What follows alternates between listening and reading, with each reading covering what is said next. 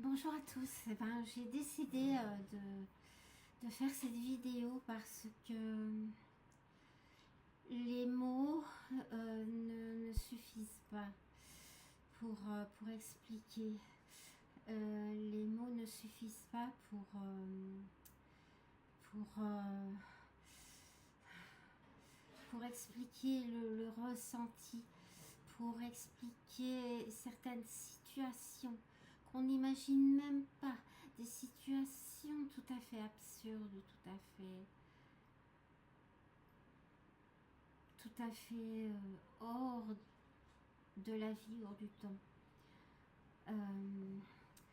Voilà, donc j'ai vécu 25 ans avec un homme bipolaire, donc il avait été diagnostiqué au début. Euh, on l'avait diagnostiqué maniaco-dépressif. C'était encore quand la maladie bipolaire n'était pas tout à fait connue encore bien, aussi bien qu'aujourd'hui. Donc, mais par la suite, voilà, le diagnostic a changé. Il était bipolaire. Beaucoup de psychiatres qu'on a vus, que j'ai été revoir après parce qu'il n'a jamais voulu y retourner, c'était toujours pareil. Ils m'ont dit cet homme est très intelligent, il est bipolaire, mais il doit avoir également un petit peu du pervers narcissique. Bon, c'est vrai que les bipolaires ont une haute opinion d'eux-mêmes, c'est-à-dire qu'il y a deux sortes de bipolaires. Il y a les bipolaires, je dirais, autodestructeurs et, suicidaires. Et puis, il y a les bipolaires délirants, agressifs, et qui ont donc cette haute idée d'eux-mêmes. Et lui, c'était très exacerbé. Donc, bien sûr, je n'ai pas vu tout de suite, je l'ai rencontré. Et puis, voilà, l'amour est arrivé, donc c'était déjà trop tard. Et c'est là que les choses ont commencé à dégénérer un petit peu. Euh, des colères, il avait des colères, il empoignait des fauteuils, il les jetait par terre. J'étais, je ne comprenais pas, je ne comprenais pas, je ne comprenais pas. Petit à petit, les choses sont arrivées. Euh, il hurlait, il menaçait sa maman, il l'empoignait par le cou, il lui disait je vais te tuer, je vais te tuer. Voilà. Je dis, et puis au fur et à mesure de ces récits, je, je comprenais pas. Il me racontait que sa maman le rejetait tout le temps. Il était petit. Quand il était jeune, il vivait en Afrique et il était élevé par des nounous et il vivait quasi en permanence avec les Africains. Et donc parlait leur langue. Euh, et voilà, ils étaient dans la brousse, dans une plantation de caoutchouc. Donc bon, voilà. Et donc, il me disait, il me racontait toutes ces choses de l'Afrique qui me plaisaient. Et puis, d'un autre côté, sa maman le dénigrait tout le temps, son père le battait. Son père le battait régulièrement, mais j'ai appris plus tard que son père était atteint de la maladie bipolaire également. Donc son père le battait, sa maman le dénigrait tout le temps, elle le repoussait. En plus, quand sa sœur aînée voilà, c'est encore pire. Bon, bref, toutes ces choses.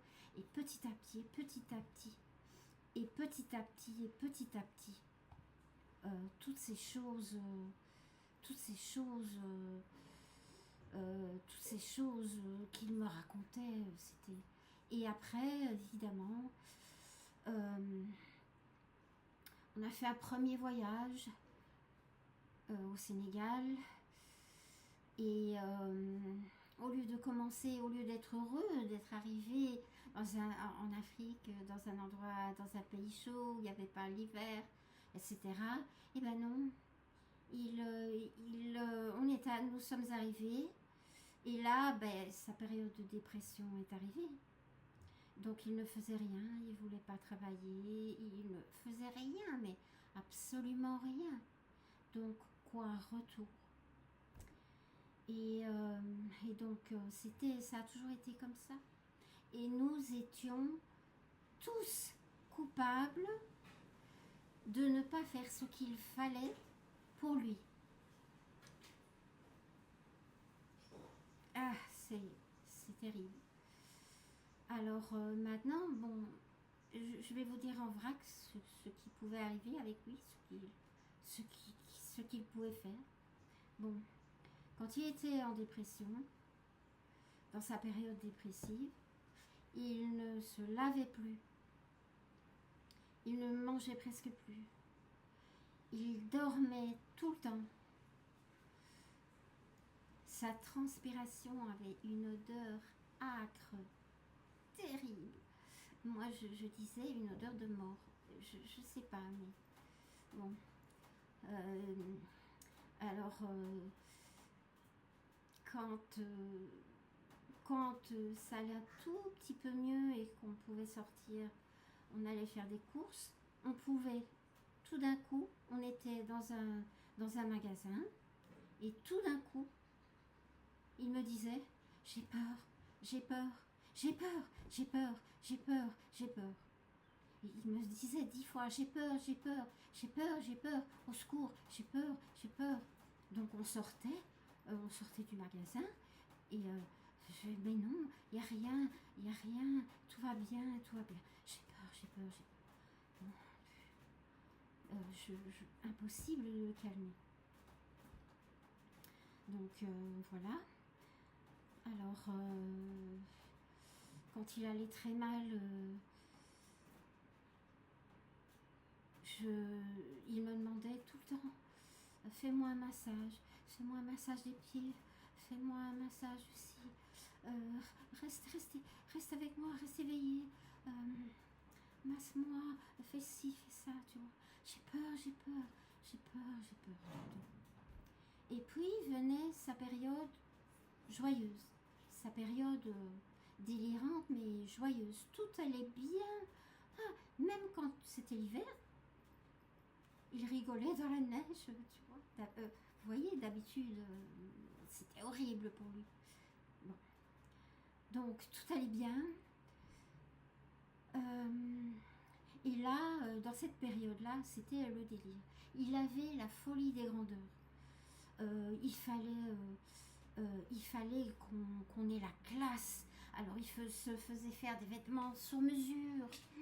Il achetait 10 paires de chaussures Pierre Cardin.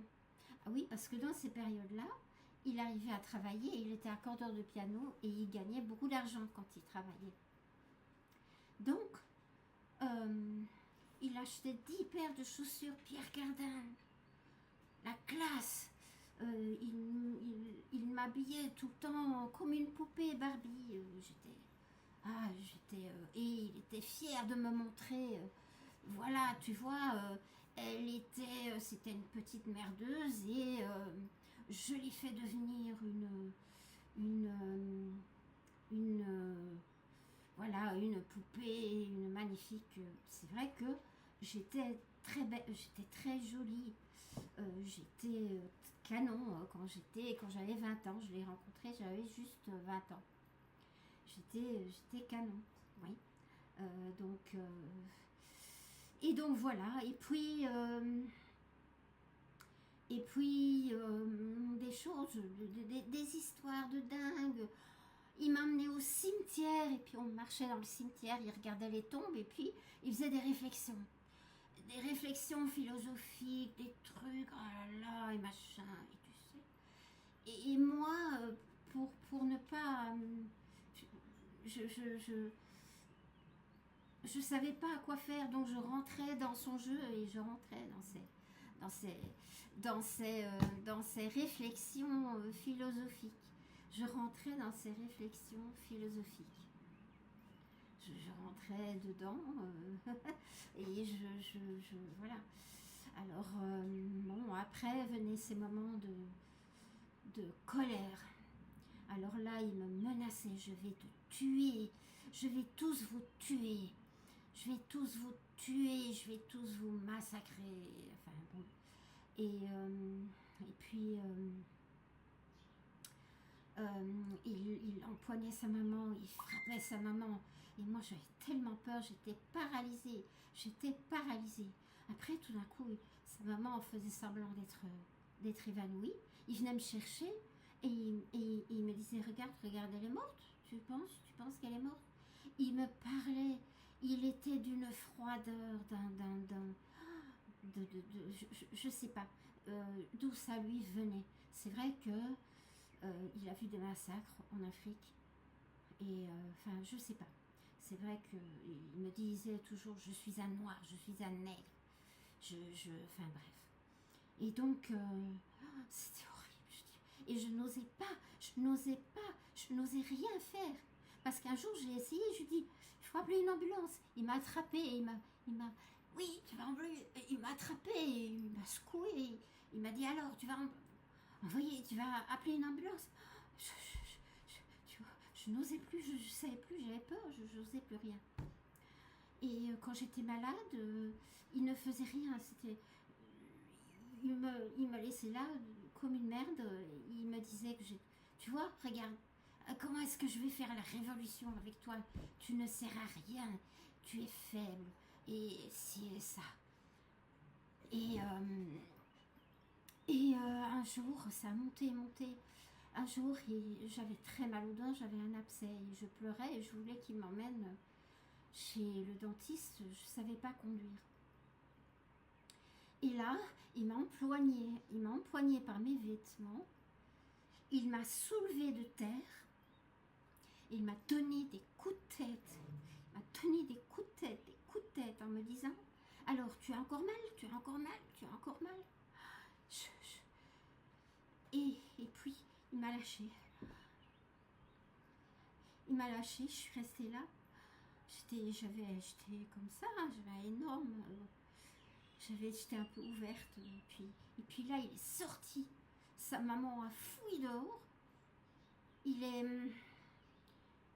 a pris une grande machette qu'ils avaient ramenée d'Afrique. Et il disait, allez, venez. La police, elle peut venir. Allez, venez, je vais tous vous tuer, je vais tous vous massacrer. Il frappait la machette comme ça sur le sol. Voilà un truc. Un autre truc, il achetait des armes. Il achetait une Mossberg marinaire. Et un jour, une soirée, il a pris cette Mossberg et il m'a tenue en joue toute la nuit. Et il me disait, comme les enfants, je sais pas en Belgique en tout cas, les enfants qui jouaient au loup, qui jouaient des trucs, alors on faisait deux pour arrêter le jeu. Il me disait, fais deux, sinon je te tue. Je faisais deux. Pendant toute la nuit, je faisais deux. Et il m'insultait, il me hurlait dessus. C'était horrible, enfin, voilà, comme ça. Et puis, départ à l'étranger, tout le temps. Il me traînait à plein d'endroits merveilleux, mais c'était un cauchemar, parce que lui, il arrivait là, et puis c'était jamais bon. Il retombait dans sa dépression. Je devais le calmer, le consoler. Et puis, on retournait en Belgique.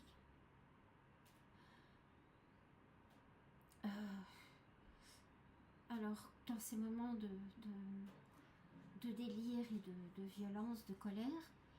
Il ne dormait pas. Alors il était dans une pièce, il écoutait de la musique à fond. Et moi, je dormais. Je dormais parce que mon esprit voulait absolument déconnecter. Et il ne supportait pas que je dorme. Donc, il venait et on dormait dans des lits séparés. Parce qu'il avait toujours l'habitude de dormir comme ça, il ne voulait pas dormir dans un grand lit. Donc, il prenait le sommier de mon lit et il le soulevait. Et donc, il le soulevait pour que je tombe du lit. Donc, je me cognais la tête au mur, j'étais effrayée, c'était une horreur. Je me réveillais dans la terreur. Plein de choses comme ça. Il me menaçait de mort, ça, il me menaçait. Je vais tous vous tuer, je vais tous vous tuer, ça c'est. Je vais faire la révolution, machin.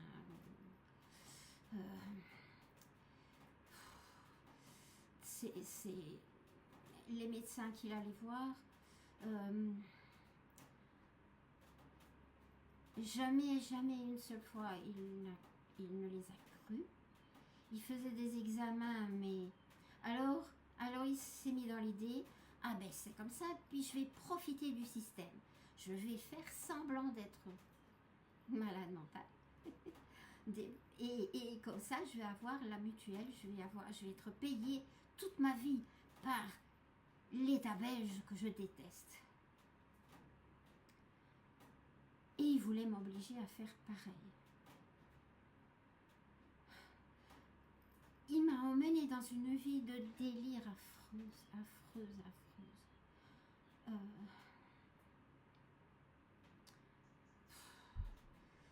Des délires.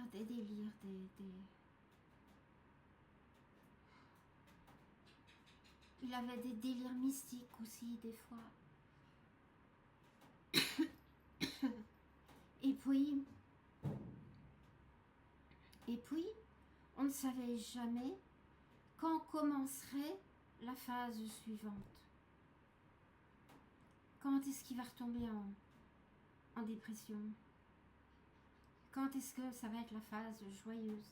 Et dans la phase joyeuse, quand il était joyeux et que tout allait bien, nous on savait très bien que la phase violente et délirante allait venir. On le savait, mais on ne savait pas quand.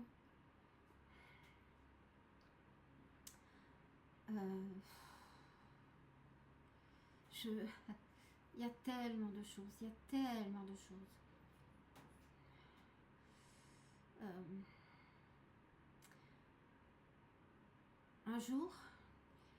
Un jour, il a vraiment frappé sa maman très fort, il lui a cassé le sternum. Donc elle s'est enfuie, elle est allée voir la police. Elle a raconté à la police qu'il était malade mental. Heureusement, la police est arrivée, il dormait tranquillement.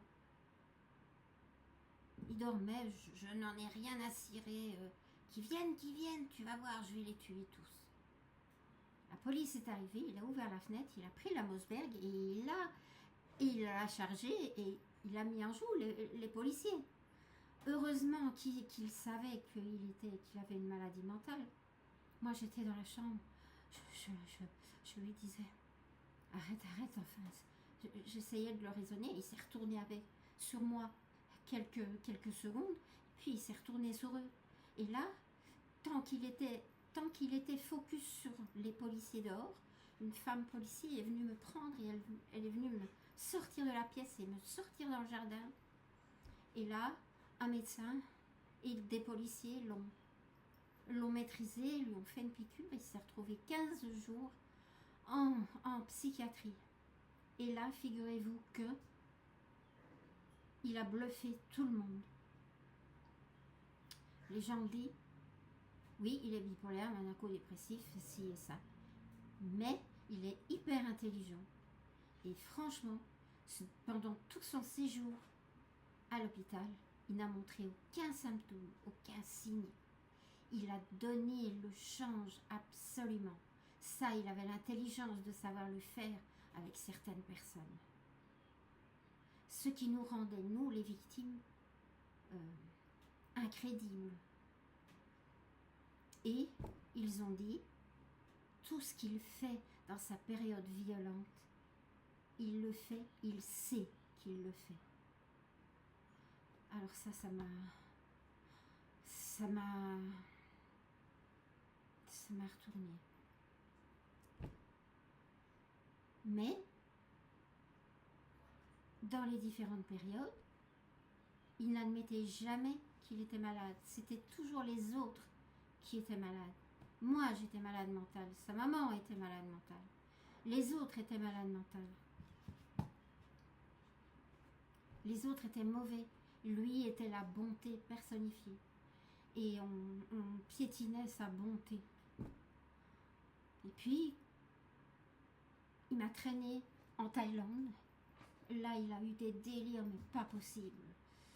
Il a rencontré des Africains qui copiaient des billets de banque et qui lui ont promis de lui faire doubler ses billets de banque de façon... Enfin bref, ils lui ont fait des tours de magie pour le faire croire. Et lui, comme c'était des Africains, il les a crus. Il a perdu 250 000 bahts, 250 000 francs belges de l'époque. Enfin bon, c'était une fortune quelque part. Dans sa folie, dans son délire. Et tout ça, et après, il en a rigolé, il rigolait.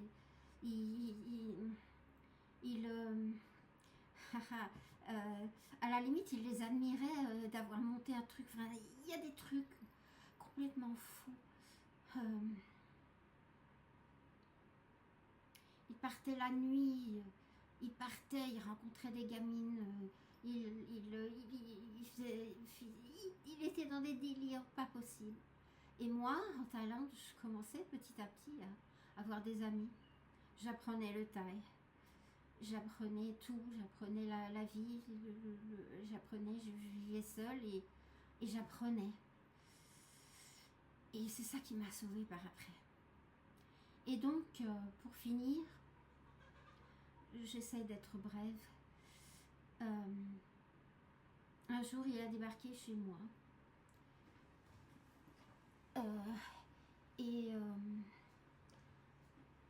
Il m'a dit, j'avais une imprimante chez moi parce que je faisais des petits travaux, etc.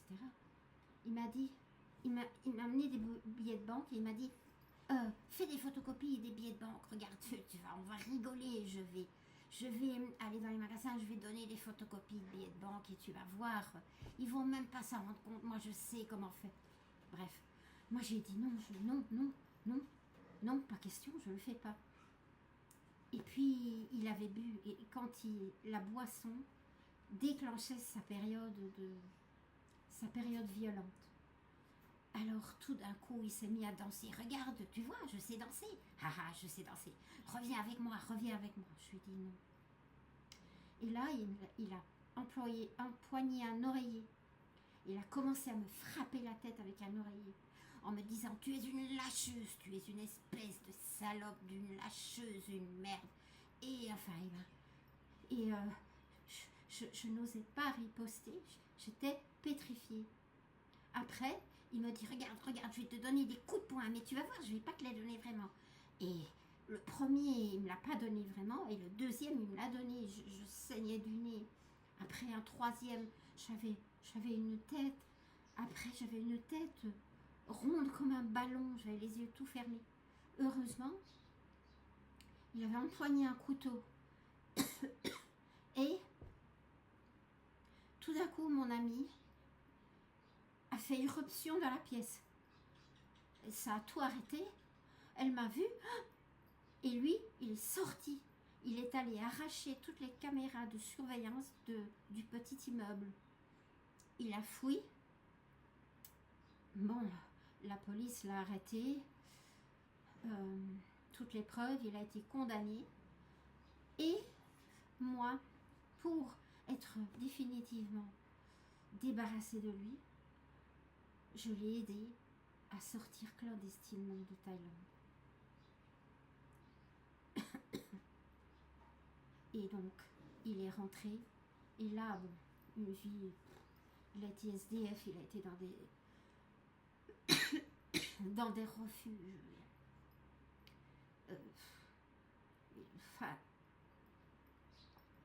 il a continué à fuir par-ci, par-là, revenir. Complètement. Il arrivait à trouver encore à me contacter. Alors, il me contactait. Au secours, j'ai peur de mourir, j'ai peur. Pendant des mois et des mois, je recommençais à le consoler, ci, à ça.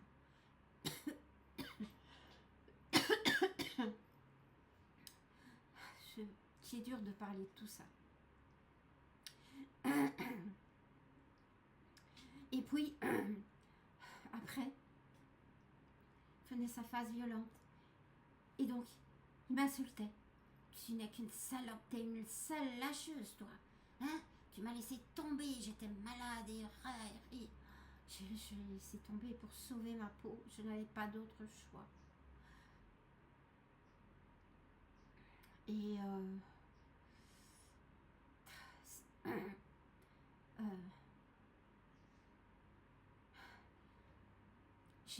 ça a mis des années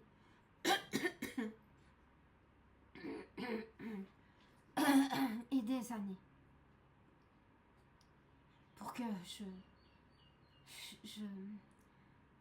me défasse de cette culpabilité horrible qu'il avait mis sur moi. Quand il est mort, de façon terrible, et c'est très ironique parce que quand sa maman avait un grave cancer des intestins, mais il continuait à lui faire des reproches, à l'insulter. Et quand elle s'est retrouvée à l'hôpital avant de mourir, il est allé la voir une fois et lui a dit: pourquoi tu m'as fait tout ça? Pourquoi tu m'as fait tout ça? Tu sais très bien ce que tu m'as fait. Enfin, il lui a dit des choses horribles. Et puis elle est morte. Et bien lui, il s'est retrouvé malade, une neuropathie, dans une maison de vieux où on le traitait pas bien parce qu'il était méchant aussi. Et un jour, il avait un cancer des intestins, comme sa maman. Et on l'a emmené pour une opération d'urgence. Et il a fait une crise cardiaque et il est mort. C'est très ironique parce que le sort lui aurait un peu rendu, ou bien lui-même, son propre subconscient, lui a rendu ce que sa maman avait vécu. Je sais pas. Mais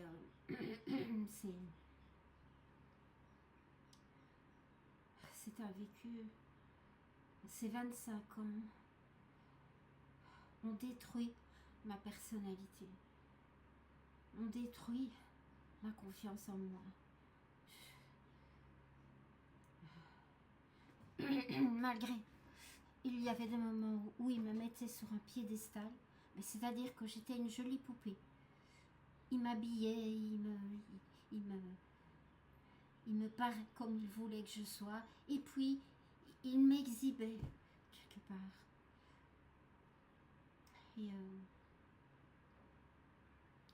Et quand je me rebellais, quand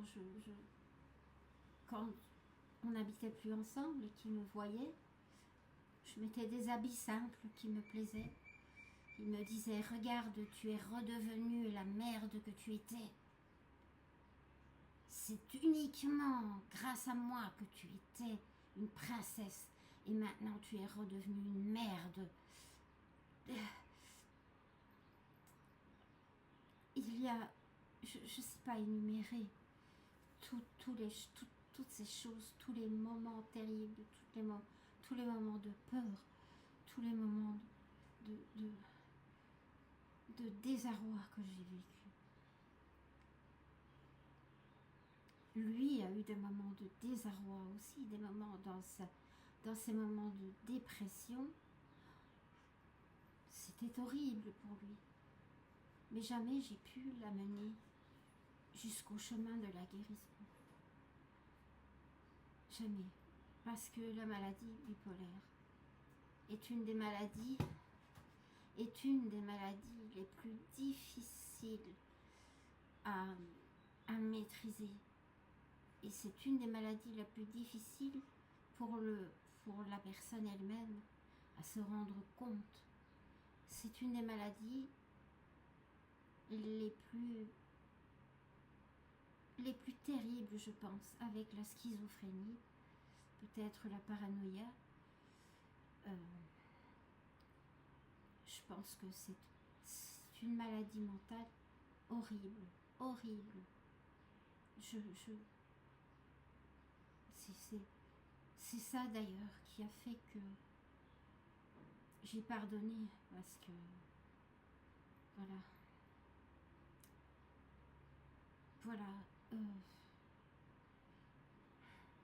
je vais pas raconter tout, je peux pas tout raconter, c'est impossible. J'espère que cet article et cette vidéo pourra éventuellement aider quelqu'un. Je suis prête à ouvrir un dialogue avec vous, avec des personnes dans ma situation, ou même des personnes bipolaires qui voudraient s'en sortir,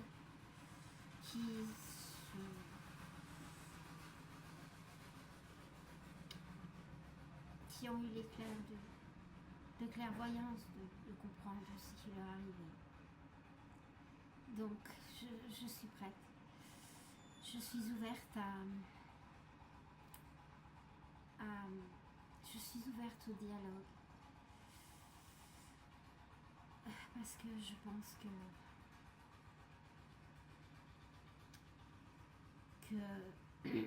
tout a vécu, c'est très important. Tout le savoir tout le savoir médical ne peut pas remplacer toute l'expérience d'un vécu. Voilà. Eh bien, j'espère à bientôt, et j'espère pouvoir aider d'autres personnes.